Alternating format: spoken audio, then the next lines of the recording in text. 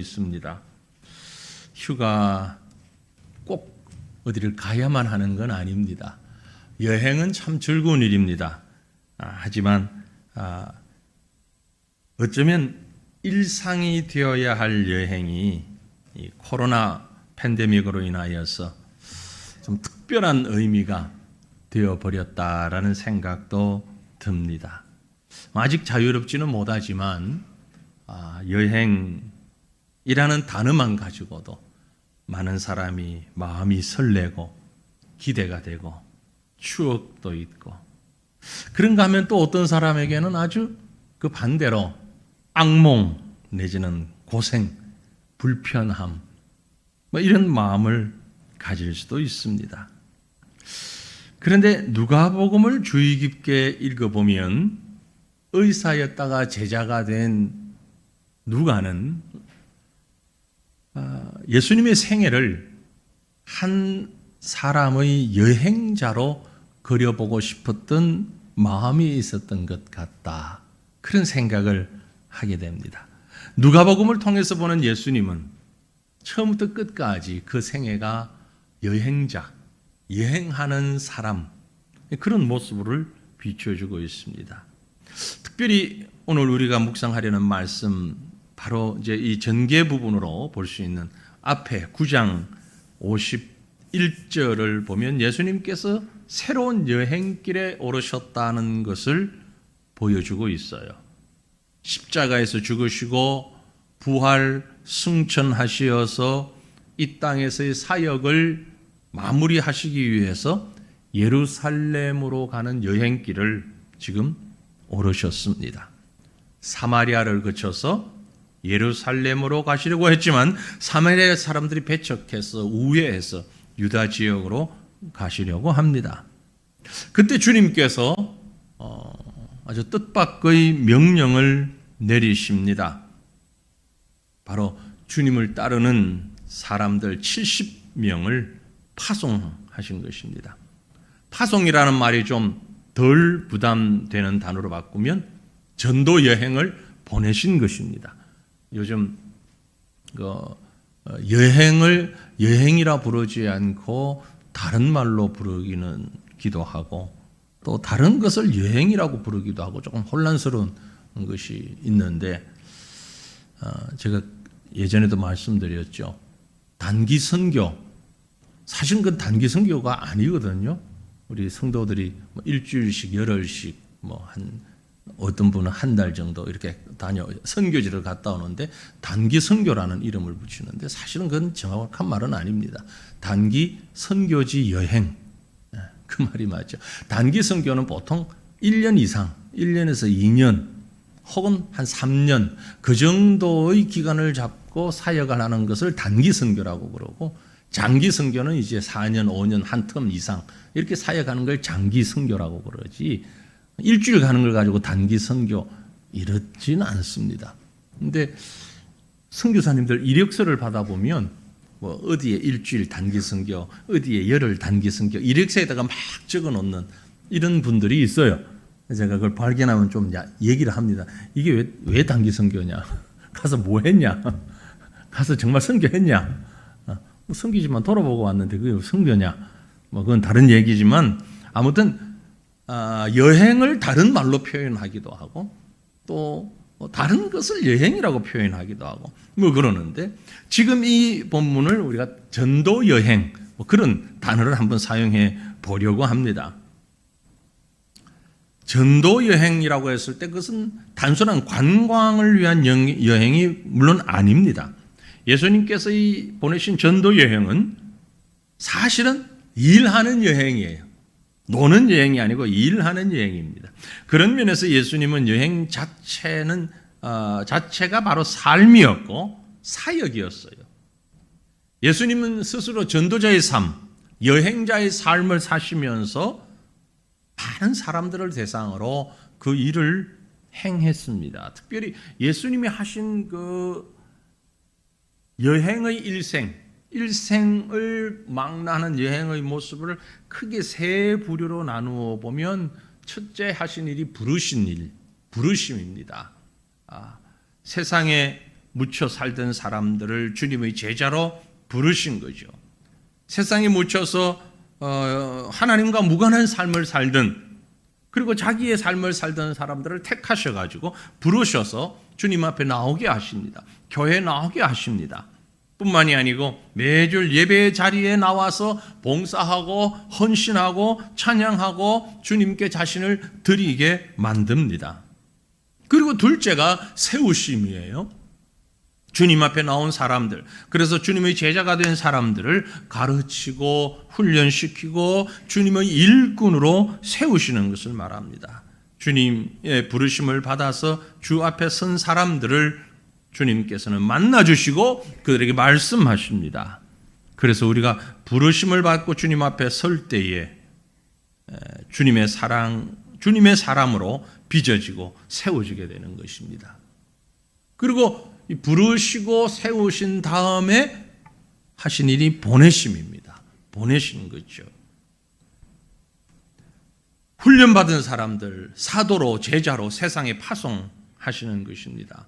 주님께서는 이 사람들을 세우셔서 그들을 다시 보내셔서 주의 일을 감당하도록 하신 것입니다. 주님의 일생은 바로 이런 일이 계속 반복되고 부르시고 세우셔서 보내시는, 오늘날도 마찬가지입니다. 오늘도 주님께서는 이 일을 저와 여러분을 통해서, 교회를 통해서 계속 행하고 계시는 것입니다.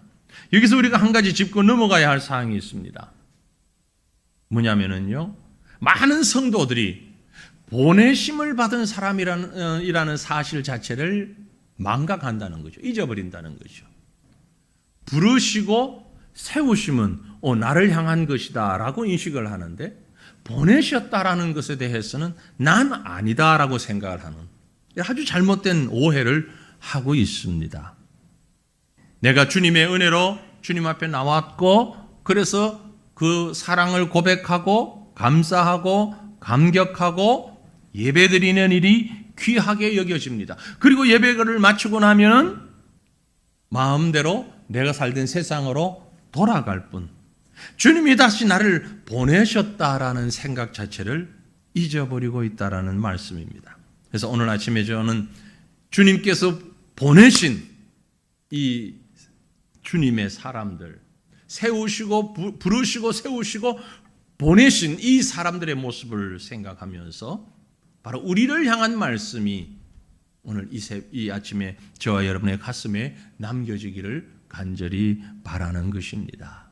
여러분, 이 말씀 가운데 우리가 조금 순서대로 생각을 한번 해보기를 원합니다. 누구를 보내셨는가 하는 부분을 먼저 생각해 보십시다. 주님께서 누구를 보내셨습니까? 금방 읽었던 누가복음 10장 1절 말씀을 보면 그 후에 주께서 따로 70인을 세우사 친히 가시려는 각 동네와 각 지역으로 둘씩 앞서 보내시며, 이렇게 말씀하셨어요. 여기서 여러분 빠뜨리지 말고 간과하지 말고 새겨야 하는 말씀이 있는데 바로 따로라는 말입니다.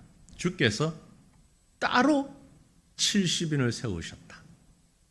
따로 세우셨다. 무슨 말인 것 같습니까? 왜 제가 이 말에 주목하자고 하는 것 같습니까? 왜냐면은요, 이번에 사람들을 보내신 일은 앞서 주님이 사람들을 보내신 것과 구별되기 때문에 그렇습니다. 누가가 이 누가복음을 쭉 적으면서 바로 앞에 9장에 보면 예수님께서 사람을 보내신 장면을 기록하고 있어요. 9장 1절 보면 예수께서 12제자를 불러 모으사 모든 귀신을 제어하는 병을 고치는 능력과 권위를 주시고 하나님의 나라를 전파하며 앓는 자를 고치게 하려고 내보내시며, 그리고 금방 10장 1절로 바로 연결해 보면 그 후에 주께서 따로 70인을 세우사 보내셨다. 두 번 보내신 것이죠. 그렇죠? 9장 1절에서 얘기하는 12제자를 불러서 모아서 보내셨어요. 그리고 10장에 가보니까 따로 70인을 또 보내셨다, 이런 말씀입니다. 그래서 따로라는 말에 주목을 해야 된다는 말씀이에요.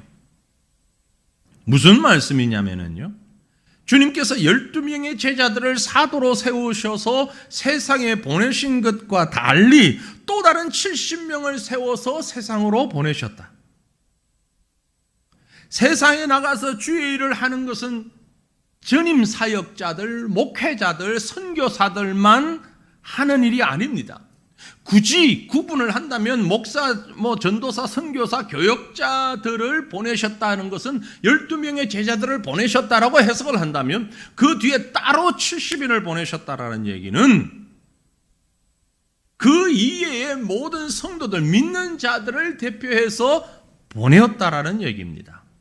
기름 부음 받아서 따로 세우신, 오늘날 교회로 얘기한다면 항존직이라고 그럴까요? 목사, 장로, 안수, 집사, 기름 부음 받아서 이들 이외에 그 위에 일반 성도들, 모든 성도들, 그들을 주님께서 다시금 세우셔서 따로 보내셨다라는 거죠. 여기에 또 하나 주목할 것은요, 근데 여기 70인을 보낸 사람들이 어떤 사람들인가에 대해서는 성경이 기록하고 있지 않습니다. 인원이 많아서 기록하기 힘이 들어서 70명 이름을 기록하지 않았는가? 저는 그렇게 보질 않습니다. 12명의 제자들에 관하여서는 복음서 여기저기에 그 이름들이 아주 선명하게 나와 있어요.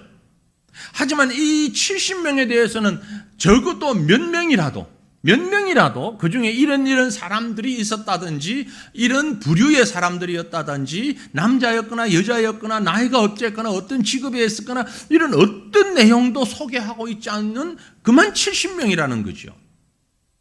그야말로 한마디로 무명의 사도들, 무명의 성도들입니다. 무명의 일꾼들이에요. 주님께서 이름 없는 무명의 성도들을 보내셔서 빛도 없이 이름도 없이 귀한 일을 하고 계시는 것입니다. 여러분, 이름이 없다고 해서 하찮은 사람 결코 아닙니다. 어찌 보면 영적인 전투에 나가며 무명용사로 나갔지만은 하나님을 뜨겁게 사랑했고 하나님의 뜻에 헌신했고 하나님의 손에 귀하게 쓰임 받았던 사람들입니다. 하나님께서 바로 이름도 없이 빛도 없이 일한 자들을 통하여서, 그들을 통하여서 하나님의 위대한 일들을 만들어 가시기를 원하시고, 오늘 많은 주의 백성들이 이렇게 주님 앞에 소중히 쓰임 받기를 원하신다는 사실 여러분 기억하시기를 바랍니다. 바로 저와 여러분들을 주님은 사용하시기 원하십니다. 우리의 이름을 들어서, 우리의 이력을 들어서, 우리의 전력을 들어서 우리가 어떤 상황, 어떤 일 때문에, 어떤 조건 때문에 주의 일을 감당하는 것이 아니라, 주님께서는 매우 보편적이고 일반적이고, 이름이 없다는 것은 이름 자체가 없는 것이 아니라 알려지지 아니한, 드러나지 아니한 사람들을 통해서도 하나님은 그 일을 감당하시기를 원하신다는 사실이에요. 오늘 이 자리에 계신 우리 모든 성도들이 바로 보냄받은 70명의 사도들처럼, 비록 우리의 모습은 드러나지 않는다 할지라도, 우리가 주님 앞에 부각되지 않는다 할지라도 주님으로부터 보냄받은 하나님의 귀한 일꾼이라는 사실을 여러분 기억하시기를 주님 이름으로 축원합니다. 그러면 주님께서 그 70명을 왜 보내셨는가? 70을 보내셨는데 왜 그 70명을 보내셨는가? 제 말씀을 생각하면 조금 질문을 던져봤습니다. 왜 하필 70명이었을까? 왜 하필 70명이었을까? 7이라는 숫자를 좋아하니까. 그럼 7명 보내시든지 700명을 보내시든지, 근데 왜 70명이었을까? 의문을 가지고 한번 찾아봤습니다. 이스라엘 사람들은 예수님 당시 이스라엘 사람들은요, 세상의 모든 나라가 70개 정도 있는 줄 알았던 것 같아요. 히브리 성경을 이렇게 보면은요, 모든 나라들 혹은 열방이라는 표현이 나오잖아요. 열방이라는 표현 보면 영어로 all nations라고 단어를 썼는데, 이 당시에 유대인들 머릿속에 오늘날과 같은 인터넷이나 비행기나 혹은 아주 많은 사람을 움직일 수 있는 그런 대형 선박이나 이런 게 없었잖아요.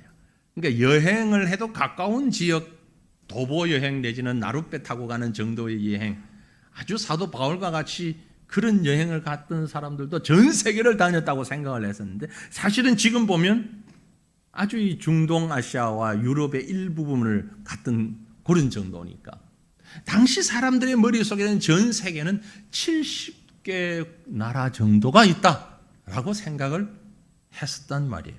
여러분, 지금은 현재 이 지구상의 나라가 몇 나라입니까? 여러분 아십니까?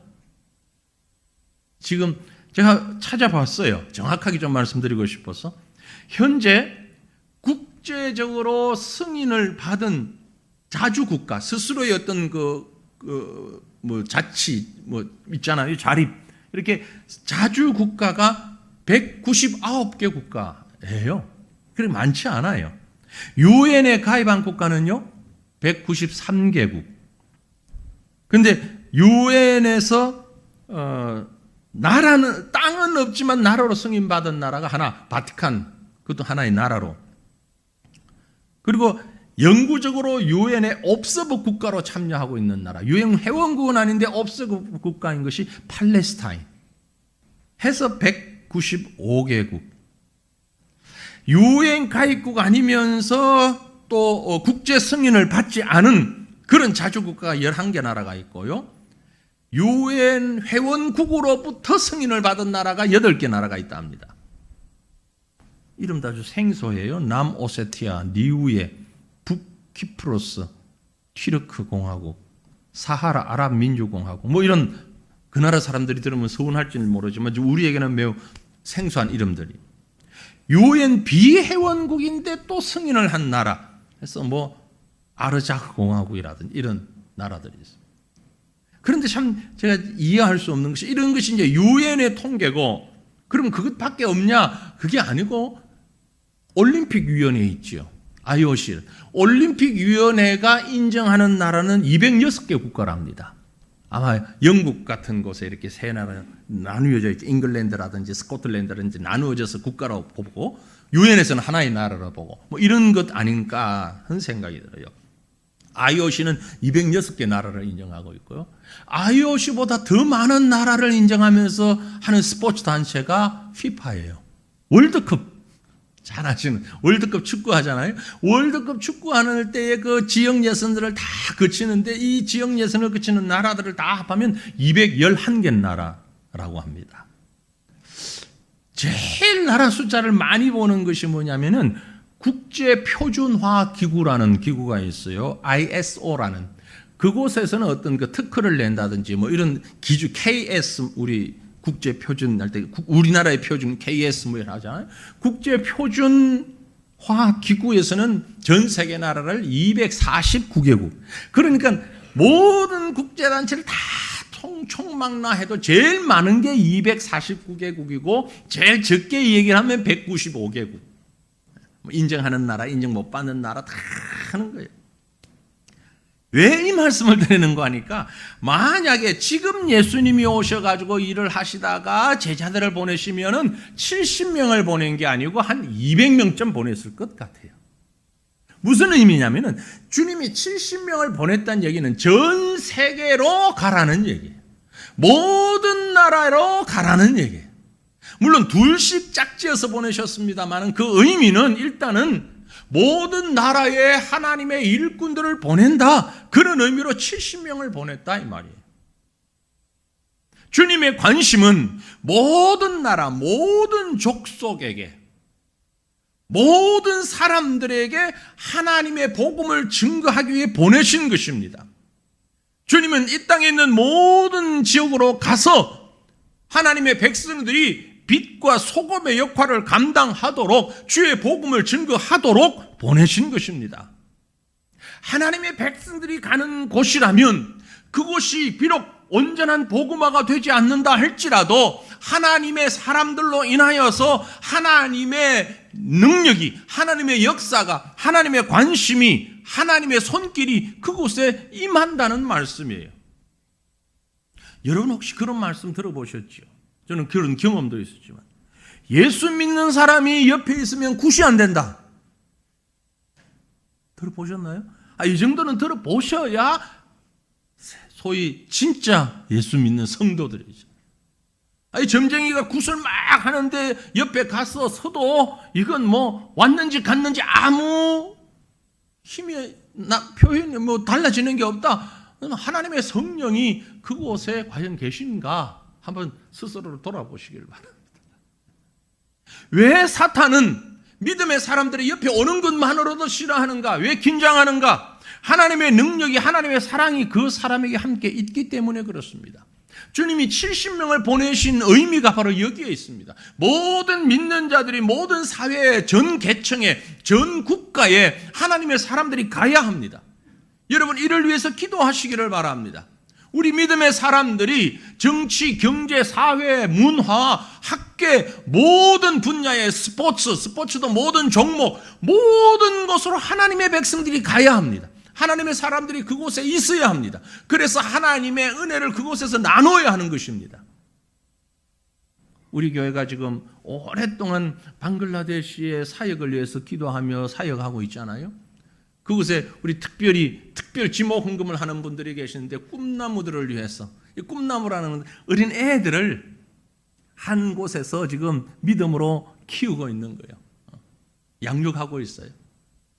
그 선교사님이 최근에 아주 어려움을 당했다가 이 뇌혈관 문제로 응급실까지 갔다가 지난 주간에 다 회복해서 지금 퇴원하셨다는 소식을 들었습니다. 얼마나 감사한지. 그곳에서 우리가 참 예전에 7명, 이번에 지금은 5명 이렇게 계속 생활비를, 학비를 대면서 키우고 있는데 그 중에 한 학생이요. 지금 방글라데시의 청소년 국가대표팀으로 선발돼서 갔어요. 아니, 목사가 안 되고 다 목사가 될 필요 없어요. 그건 옳지 않아요. 그렇죠? 축구 대표에도 가고 농구 대표팀에도 가고 학자도 되고 교수도 되고 노동자도 되고 어디에 가든지 가서 온전한 그리스도의 사람으로서의 모습을 보여주면 되는 거예요. 그게 바로 주님이 원하시는 성도를 파송한 전도 여행을 다니는 인생을 주님이 명하고 계시는 것입니다. 그래서 주님이 70명을 보내신 거예요. 사랑하는 성도 여러분이에요. 여러분이 가는 곳곳마다 하나님이 여러분과 동행하신다는 사실을 믿으시길 바랍니다. 세상 구석구석으로 가야 합니다. 피하지 말아야 합니다. 물러서지 말아야 됩니다. 주님께서 우리를 보내시는 그곳에 주님도 함께 가신다는 사실을 기억하시기를 바랍니다.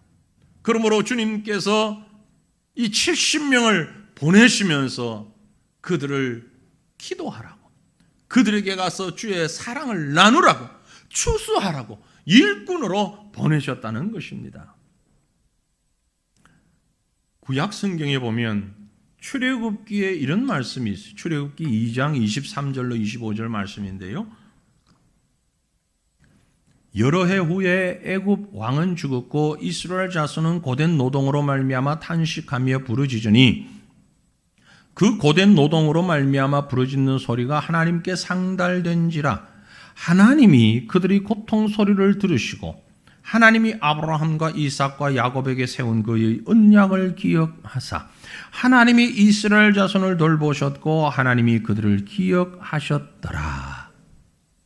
왜 제가 이 말씀을 읽었는가 하니 애굽은 하나님의 주 관심에서 벗어나 있는 지역이었습니다. 물론 하나님께서 모든 세상을 다 보시고 사랑하시죠. 그러나 계시적 측면에서, 성경을 기록하는 계시적 측면에서 하나님의 주관심은 유대의 백성, 하나님의 백성, 아브라함의 자손들에게 있었어요. 그렇게 시각을 가지고 기록하고 있습니다. 그런데 이스라엘 백성들이 이유가 어쨌든 애굽이라는 나라에 가서 살게 됨으로 인하여서 하나님의 시선이 애굽이라는 나라에까지 갔었다라는 것을 얘기하는 겁니다. 애굽 땅에서 부르짖는 이스라엘 백성들의 부르짖음을 주님이 들으신 것입니다. 그 백성의 기도를 들으시며 애굽을 바라보신 것입니다. 주님께서 70인을 보내신 이유는, 주님께서 200명 이상의 선교사들을 보내고 싶어 하시는 이유는 가는 곳곳마다 하나님의 일꾼들이, 하나님의 백성들이 있으며 그곳에서 하나님을 부르짖을 때 하나님의 시선이 그곳을 향한다는 얘기입니다. 하나님의 마음이 그곳을 보신다는 얘기예요. 아주 죄악된 정말 하나님의 사람이 아무도 없는 그곳에 하나님께서 여러분을 보내셔서 여러분의 기도와 간구를 들으시기 위하여 여러분을 보시며 바로 그 나라를 보시고 그 지역을 보시는 하나님이라는 사실을 말씀하고자 하는 것입니다. 그래서 선교의 첫걸음이 뭐냐라고 얘기하면 가서 사는 것이다. 그렇게 얘기를 합니다.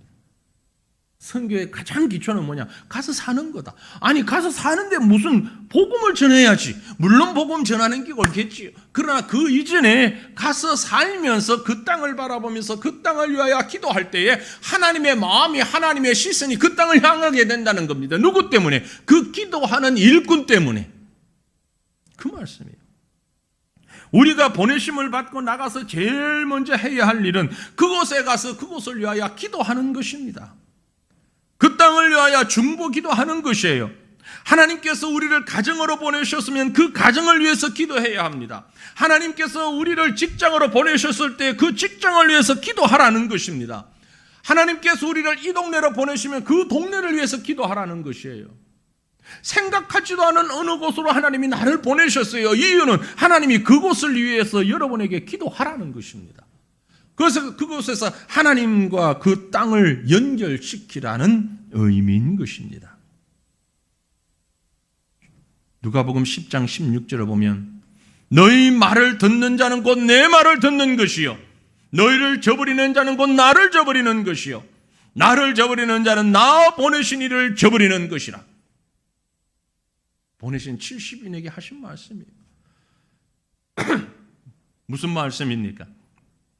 결과와 상관없이 가서 성도의 삶을 살라는 것입니다. 하나님의 말씀을 외치라는 것입니다. 물론 전략적으로 열매를 맺을 것 같은 사람에게 먼저 전할 필요가 있습니다. 하지만 열매를 맺을 수 없을 것 같다고 하여서 아예 전하지 않아서는 안 된다는 것이에요.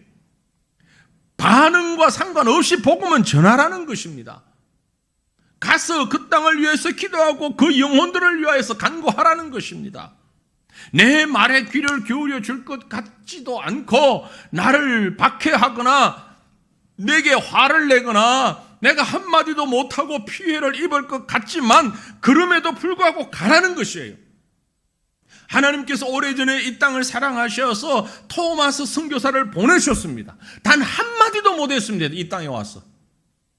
단 한 사람에게도 전도하지를 못했습니다. 그럼에도 불구하고 하나님은 이 땅에 선교사를 보내셨고 그 선교사는 땅을 밟아보지도 못하고 해안가에서 순교하고 말았습니다. 그럼에도 불구하고 그를 통하여 이 땅에 복음이 들어오기 시작했습니다.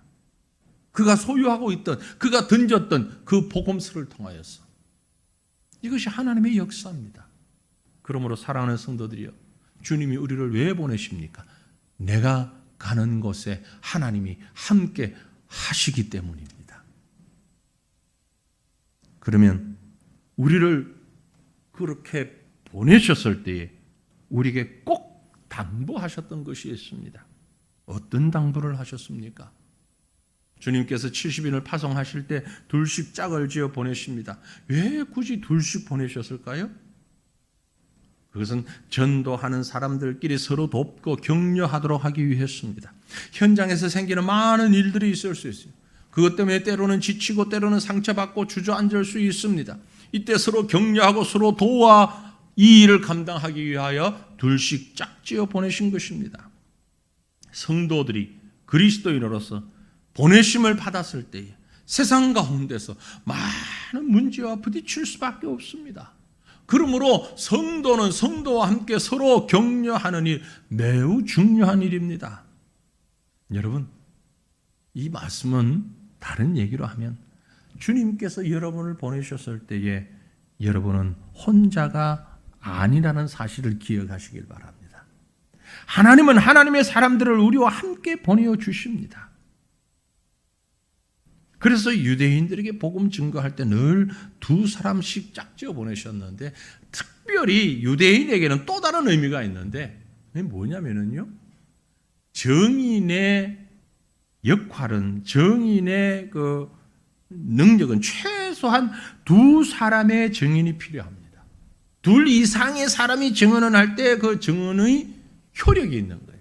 그래서 2씩 짝지어 보내신 것이에요.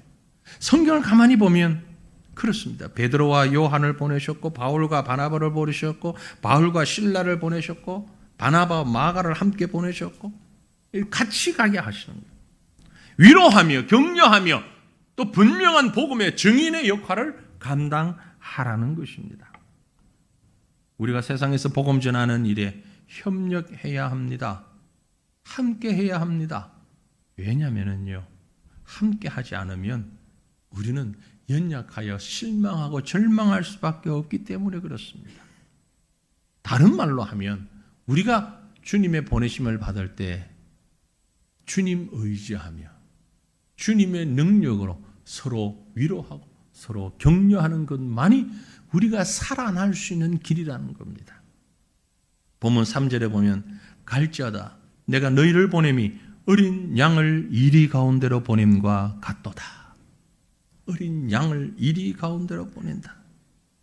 70인을 보내셨지만 그들의 힘으로는 그 일을 감당할 수 없습니다. 주님 의지하지 않으면 감당할 수 없는 거예요. 그래서 오늘 본문 말씀 바로 뒤에 4절에 보면 전대나 배낭이나 신발을 가지지 말며 길에서 아무에게도 문안하지 말라고까지 말씀하셨어요. 무슨 말씀입니까? 당장 필요한 것 외에 어떤 것도 소유하지 말라는 거예요. 앞으로 일어날 일을 미리 염려해서, 그래서 필요한 것 하나하나 준비해서 다 챙겨서 나가는 그게 아니라는 거죠. 전적으로 하나님을 의지하라는 것입니다. 왜냐하면 하나님은 우리의 필요를 아십니다. 그래서 우리의 필요를 아셔서 우리와 함께 하시고 믿음의 사람들이 협력할 것을 원하시는 것이에요. 지금 많은 선교지가 있잖아요. 참 부끄러운 얘기입니다만 선교지마다 많은 선교사님들이 파송을 받아 있는데, 선교사님들끼리 협력 사역을 가장 잘하는 곳이 어디냐? 많은 분들이 그렇게 질문을 하고 물어요. 그럼 스스럼없이 제가 대답합니다. 예, 방글라데시입니다. 방글라데시에는 한국 선교사님들이 한 100여 명이 있는데요. 가족들 합해서 정말 단합을 잘해요. 예전에도 그랬고 지금도 그래, 정말 잘해요. 어느 나라보다 잘해요. 그래서 그 다음에 질문이 당연히 오죠. 왜 그럴까요? 왜 그렇죠? 답이 뭔 줄 아십니까? 놀러 갈 데가 없어서 그래요. 재미있는 게 하나도 없어서 그래요. 제가 보니까 그래. 어딜 가도 식당 가서 밥 먹는 거 외에는 어디 놀러 갈 데도 없고 재밌는 것도 없고 뭐 즐길 것도 없고 아무것도 없어. 그러니까 자기들끼리 모여서 사이좋게 안 지나면 버틸 수가 없는 거야. 그런데 조금이라도 휴양지가 있고 관광지가 있는 나라는 기분 나쁘면 거기 가서 혼자 스트레스 해소해. 뭐 하루든 이틀이든 가서 좀 쉬면서 혼자 리프레시해서 돌아온단 말이에요. 그러니까 굳이 뭐 연합 안 해도 버틸 수가 있는데, 이 방글라데시라는 나라는 어디 가서 뭐 해소할 데도 없고 뭐 고함 지를 데도 없고 뭐 눈요기 할 데도 아무 데도 없으니까 사이좋게 살 수밖에 없는 거예요. 참 우픈 얘기죠. 우픈 얘기. 하나님께서 은혜를 베푸신 것 같아요. 믿음의 성도들이 가는 곳에 단합이 잘 되는 곳이 어디냐? 딱 이곳입니다. 하나님 외에는 답이 없다고 생각될 때, 어떤 교회가 정말 일치된 모습으로 멋지게 성장할 수 있느냐? 하나님 외에는 답이 없다고 생각할 때, 잘난 사람도 없고 부유한 사람도 없고 대단한 사람도 없고 다 돌아봐도 거기서 거기 고만 해가지고 이 사람들하고는 뭘 해도 아무것도 할 수 없다고 생각되는 그때에 오직 하나님만 바라보게 될 때에 하나님 때문에 그곳이 잘 되는 것이에요. 그곳이 부흥하고 그것이 능력이 나타나는 거예요. 그래서 하나님께서 둘씩 짝지어 보내신 거예요. 니들만 바라보라는 얘기예요. 하나님만 바라보라는 얘기예요. 하나님의 사람들만 보라는 얘기예요. 세상 사람 보는 것이 아니라 하나님의 사람만 보라는 거예요. 중요한 것은 내 능력이 아니라 나를 사용하시는 하나님의 능력을 믿고 감당하는 믿음의 마음과 자세, 이것이 바로 보냄받은 자들이 가져야 하는 핵심적인 자세인 것입니다. 사랑하는 성도들이여, 주님께서 우리를 주님의 사람으로 몸된 교회의 일꾼으로 부르셨습니다. 그래서 우리가 주 앞에 나온 것입니다. 아울러 주님께서 우리를 주님의 사람으로 세우셨습니다. 주님이 피로 값주시고 사신 교회를 세워나가는 매우 중요한 동력자로 우리를 부르셨고 세우시고 일하게 하셨습니다. 믿음으로 감당할 수 있기를 바랍니다. 여러분에게 어떤 직분이 주어졌든 주어지지 않았든, 여러분에게 어떤 책임이 주어졌든 주어지지 않았든, 주님은 여러분을 부르셨고 세우셨고 보내셨습니다. 여러분의 가정으로, 직장으로, 친구들 속으로, 여러분의 이웃들 속으로 주님이 보내셨습니다. 이제 주의 능력만 의지하며 감당하시기를 바랍니다. 자녀들을 위하여, 부부를 위하여, 친지들을 위하여서 나를 보내신 하나님의 뜻이 어디에 있는가를 깨닫고 주님 부르심을 받고 보내심을 받은 충성스러운 일꾼으로 이 사명 감당하게 하옵소서. 주님만 바라보며 감당하게 하옵소서. 고백하며 주님 앞에서 수고의 땀을 흘리는 저와 여러분, 우리 모두가 되실 길을 주님의 이름으로 축원합니다. 기도하겠습니다. 우리 한 마음으로 기도할 때 하나님